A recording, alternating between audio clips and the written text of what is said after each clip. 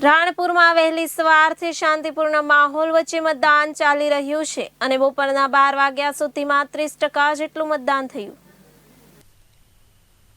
બોટાદ જિલ્લાના રાણપુર ખાતે આજે વહેલી સવારથી જ લોકો મતદાન કરી રહ્યા છે। રાણપુરની જન્મભૂમિ હાઈસ્કૂલ, કન્યા શાળા, તાલુકા શાળા અને પંચાયતમાં આ તમામ બૂથ પર સવારથી જ મતદારોની લાઈનો જોવા મળી રહી છે। લોકો ભારે ઉત્સાહ સાથે સ્વયંભૂ મતદાન કરી રહ્યા છે।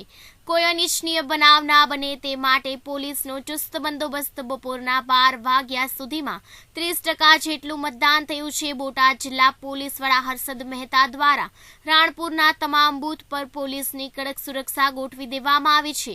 જ્યારે સખત ગરમી અને તડકો હોવા છતાં રાણપુરના એક પણ બૂથ પર મતદારો માટે પીવાના પાણીની વ્યવસ્થા નહીં કરાતા મતદારોને ભારે તકલીફ થઈ રહી છે અને મતદારોને તરસ્યા ઘરે પાછા શું કહેશો? રાણપુરમાં કેવું વોટિંગ છે?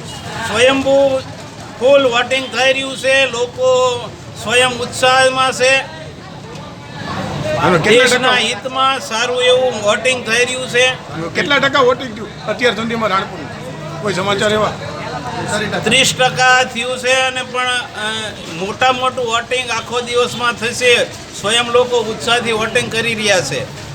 અંતમાં રાષ્ટ્રીય સુરક્ષા માટે સ્વયં લોકો ફૂલ વોટિંગ કરી રહ્યા છે। રાણપુરમાં કેવો માહોલ છે? રાણપુરમાં ખૂબ જ સરસ માહોલ છે। તમે જોઈ શકો છો કે યુવાનો ગલીમાંથી શેરીમાંથી બહાર નીકળીને એટલા ઉત્સાહ ઉમંગથી કામ કરી રહ્યા છે અને તે જોતાં લાગી રહ્યું છે કે જે ભારતની જે હાલની મોજૂદા સરકાર છે એમાં એમને ખૂબ જ વિશ્વાસ છે અને હજી પણ વિશ્વાસ મૂકવા જઈ રહ્યા છે। અત્યાર સુધીમાં કેટલા ટકા વોટિંગ થયું છે અને કેવા પ્રકારનું વોટિંગ?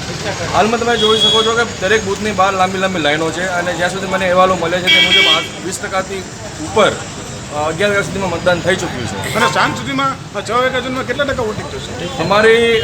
અમારા કાર્યકર્તાઓની એટલો પ્રયત્ન રહેશે કે વધુમાં વધુ મતદાન થાય, છતાં અમે એટલી આશા રાખી છે કે અમે 70% વધારે મતદાન ફરવું પડ્યું હતું। KTV ન્યૂઝ ગુજરાતી સાથે વિપુલ લુહાર, રાણપુર।